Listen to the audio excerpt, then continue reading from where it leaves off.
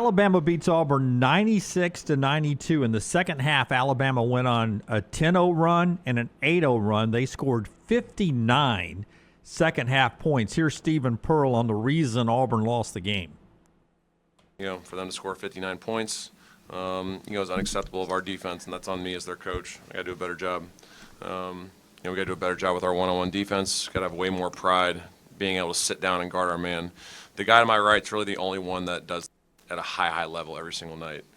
Everyone else is capable of doing it, but we got to be able to do it more consistently. And, if a freshman can do it every single possession, I need my better players to be able to do the same thing. So, that was the difference in the game. They made tough one-on-one plays in the second half, and, we got out of character defensively, let them get to their right hands. We stood up a couple times. We didn't contest a couple shots. We got a little out of character from what worked in the first 18 minutes, and ultimately it gave them the confidence to go out there and do a lot of really good things offensively. So credit to them because they made those tough shots, and we scored 92 points. We got to be able to win that game scoring 92 points. It has nothing to do with our offense. It has everything to do with our defense, and our defense has got to get better. The best shooting game for Alabama, a little over 54% since November against Maryland. Yeah, look, and I know they didn't shoot a ton of threes compared to what they normally shoot, 12 of 23, but 52% behind the arc. Amari Allen really good in every aspect of the game on Saturday. And, when Auburn gets up 10, you feel like Auburn with a 10-point lead at Neville, that's going to be really difficult to come back from. But Alabama just steady. Led the final 10 and change of the game, and big win for Alabama. No doubt about it. I would say, I know Stephen Pearl was upset at his defense, but if you think back to what, to me, were the two biggest shots of the game for Alabama, the Amari Allen three, that was a rainbow three because it was contested, and the Aiden Holloway three that turned into a 4-point play was a 4-point play because Pettiford, didn't clobber him. Pettiford hit him. Because that was contested.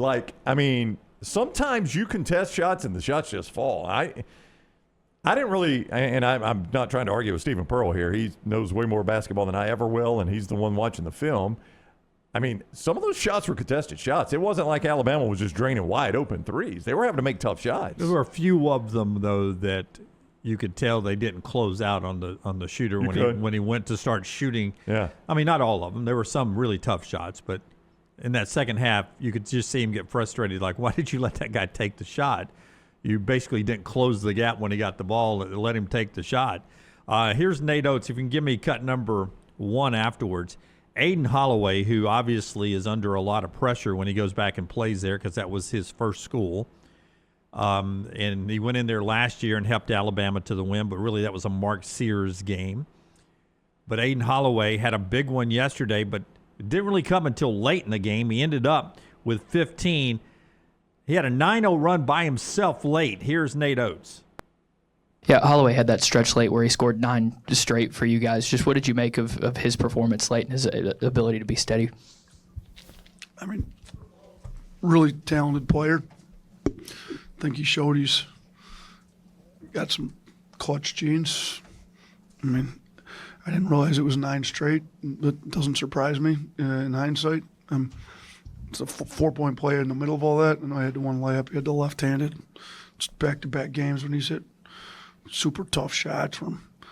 They called the foul, and the other one, maybe he did, maybe he didn't hear, but he somehow had to end up getting a tough shot off. Man, he's skilled, and he's stepping up big late in games. I thought he was better on defense. He actually had a positive defensive leverage today, so I'm really proud of him for that. And our defense was better when he was on the floor tonight. So play hard on defense, kind of let the offense follow. I think he's got the right mindset going in, and it resulted in some big plays late in the game.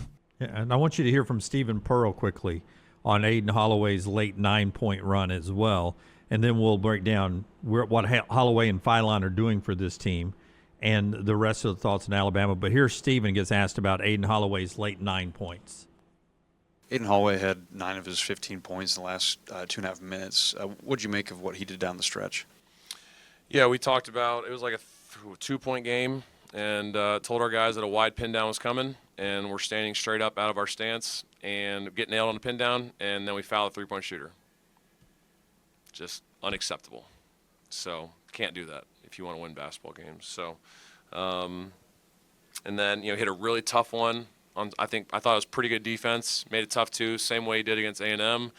But, you know, when the previous possession, when you allow him an open three and he makes it, that then gives you the confidence to go out there and make a tough shot on the next possession. So, you know, just too casual, too lackadaisical, and we got burned on it. So he made a lot of big plays late, and obviously got to the free throw line and made his free throws. So he, you know, was a huge difference late for them, making some tough shots. I'll tell you, though, man, Auburn to be up 10 to score 92, and Todd Pettiford, offensively, his best game of the year. 25, right? Yeah, 25, 7 assists, you know, was 3 of 8 behind the arc, which is a marked improvement over where he's been. No doubt, yeah. So if you would have told me all that, I would have said Auburn probably wins this game. I liked Auburn. I actually had Auburn minus the 2.5. But that's a big, big win for Alabama and their confidence. Sometimes, you know, overall numbers sometimes are impacted by, you know, free throws can get out of hand because of the way a game is played at the end when a team's having a foul to extend the game, total fouls, things like that. But Auburn having 28 three-point attempts to Alabama's 23. Anytime Alabama and Auburn play in this iteration of these two teams, if Auburn shoot more threes than Alabama, that's a win for Alabama. Yeah, and I thought one of the keys, Keyshawn Hall gets to the line, and Richard Hendricks talked about it a lot during the broadcast. Or no, Vitale was talking about it. Yeah, we got to circle back to the broadcast. I know. If we could. Back-to-back Vitale. If we could, please circle back to that at some point. point. But Vitale brought it up a lot. I mean, Keyshawn Hall was leading the nation in free throw attempts and really didn't get involved. Alabama did a good job of not putting him on the line in the first half. Yeah, well, some people, depending on what part of the state you are, I know, yeah. would say Alabama did a good job of not putting him on the line. And I believe a lot of the Auburn fans believe that the team that's really good at going to the rim, Auburn, didn't get a lot of calls. They let them play a little bit more handsy, a little bit more physical around there. I saw some fallaways from Hall. I didn't see, you know, I don't know. I mean, look, he got involved late, but when I watched the game, I saw some of the stuff on social after the fact. It didn't really jump out to me, and I had Auburn minus 2.5. It didn't jump for me either, but, you know, that's not unusual. After watching the second half of the Alabama-Texas A&M game, which was a foul fest, I was like, I thought they were letting them play. I don't know if that's good or bad, depending on what school you were watching there. But I think it ended up being 20-19 in the fouls. I think Alabama averages 22 fouls a game, so 19. I mean, it's not real far off their average. 55 total free throws. I thought it was an enjoyable game to watch. Yeah, it was. The second half I thought was a little better than the first half, just as far as the pace of the game and all that, and kind of the way it was played. But no, it was a very enjoyable. I mean, heck, it was actually a quite enjoyable day because, as you were reminded quite often in the second half, Duke and North Carolina followed on a different network, not even on the same network that game was on, so you had to change channel. But that was an excellent game, and then Kentucky-Tennessee was an excellent game. Are you guys surprised Vitale's still doing games? Well, listen, I mean, he's 86 years old. I won't be speaking at 86. Yeah, and he battled cancer 3 times now. Yeah. And which I appreciate. Yeah, I do too, and I appreciate his energy, an ambassador for college basketball. But, man, it is difficult to sit there for 2 hours, whether it's your team or you just want to enjoy a game. And he doesn't really add anything anymore. It's just kind of reactions and falling back on his old phrases. And it's a great cause. I'm not complaining about the cause, but it gives him a chance. In fact, I'm praising this. It gives him a chance to push the V Foundation stuff that does tremendous work and the raffle for the car and all that stuff. Why is he not in studio, though?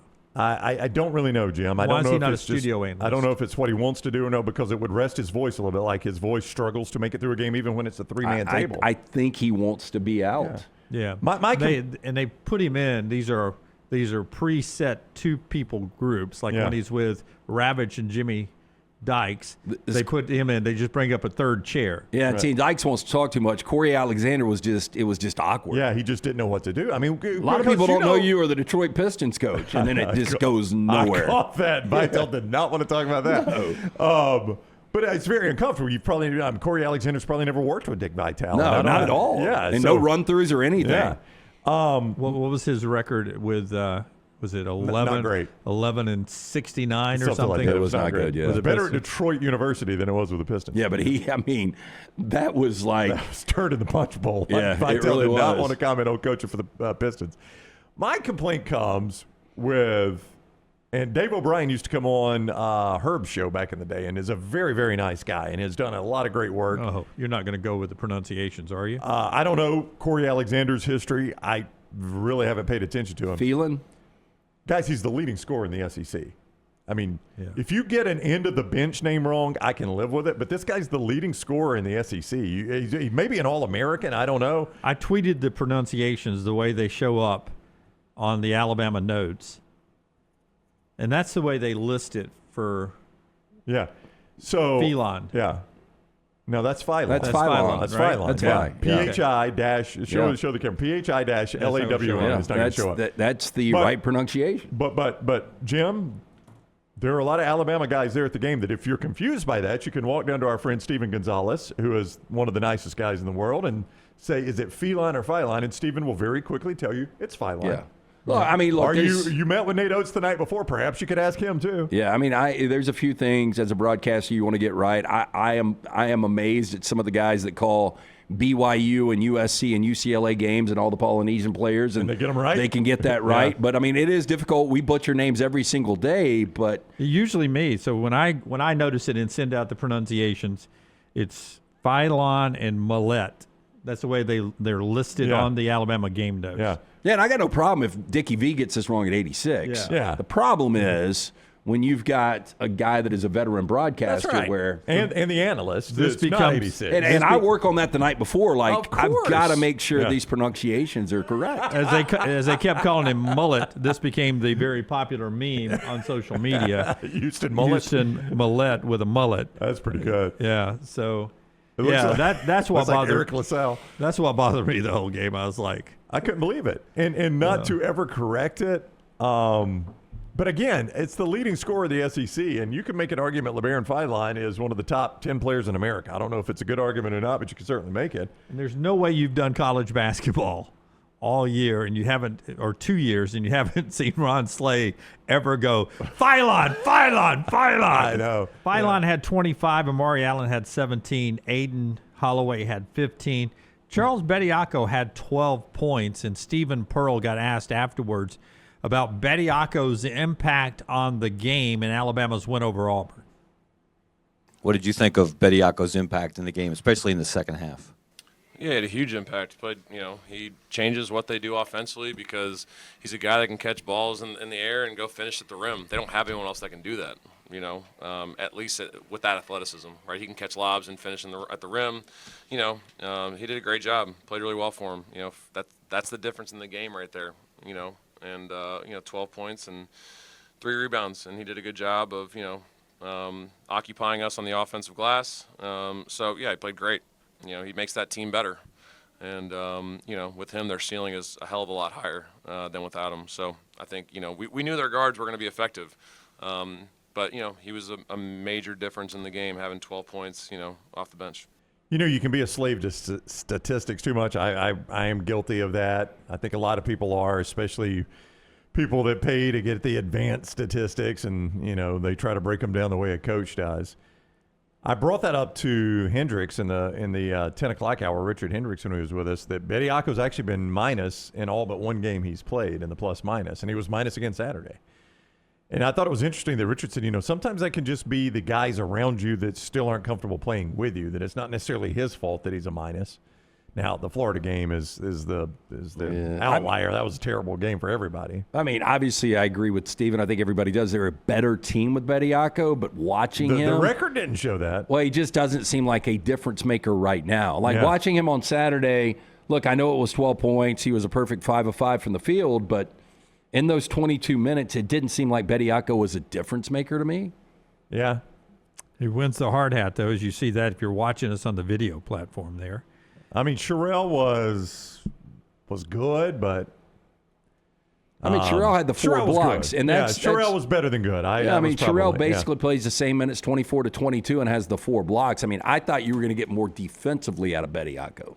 I agree with you. Maybe he does alter what they do, but he was a factor, according to Stephen, this past week. And it was last year when I was down at Neville, Aiden Holloway got rode by the student section from the moment he walked out to start shooting warm-ups 1 hour before tip. And the students were on, the Auburn students, as you do on good road environments, you ride the opponents. And they were on Aiden Holloway last year from the moment he walked out for warm-ups. This year, they played it up really big on the broadcast. They were on Bediako, and Nate Oats gets asked about Holloway and Bediako being booed after the win on Saturday. Another Holloway question. This is not his first time playing back here, but he's still getting booed all the time. Still a lot of pressure on him. How do you see him handle that? Charles took a little bit off of him today. So, good teammates. They shared in that. I think he's fine. I've talked to him the night before both these games here, and he's not bothered by it. I mean, he knew it was coming. I mean, that's what they do. The best way to shut them up. They were pretty quiet when we left today. Best way to quiet them is just win on the scoreboard. So they were quiet last year. They were quiet this year. He's 2-0 coming back here. So pretty good record for him coming back into Neville. Nate Oats is 8-5 against Auburn, so he's done very, very well in this rivalry. But 3 of the last 4 at Neville Arena, which you only have to play down there once a year, obviously. But it's one of the toughest places to win in college basketball. It is, and all the college basketball, certainly in the SEC. But for whatever reason, his teams have a lot of confidence playing in that building. I don't know what he has done to minimize what other teams face in that building, but Nate Oats done a great job coaching down there, and a lot of people haven't. I think winning helps. I mean, obviously. Yeah. I think Aiden Holloway has never lost an Alabama-Auburn game at Neville Arena. But he's not won one at Coleman Coliseum either, has he? But he hasn't won one at Coleman Coliseum yet. He's going to try to change that at the end of the year. That's pretty I don't bad. know. Did Auburn sweep Alabama 3 years ago? His freshman year? Maybe. What year was that for Alabama? Yes, I think they did, actually. I don't know. I'll tell you right now. I forget, but Nate himself is 8-5, and that's a good record because he coached all of that other than Saturday against Bruce Pearl. When Bruce, keep in mind, Nate Oats took over COVID year when there wasn't, ended up not being a tournament. So in the entire time he's coached is when Bruce Pearl has had this program at its all-time high. So Nate Oats in his time at Alabama has had to go against the best Auburn has ever been able to offer. And in that time is 8-5 in that rivalry. And he got a free T-shirt as he was walking off the court.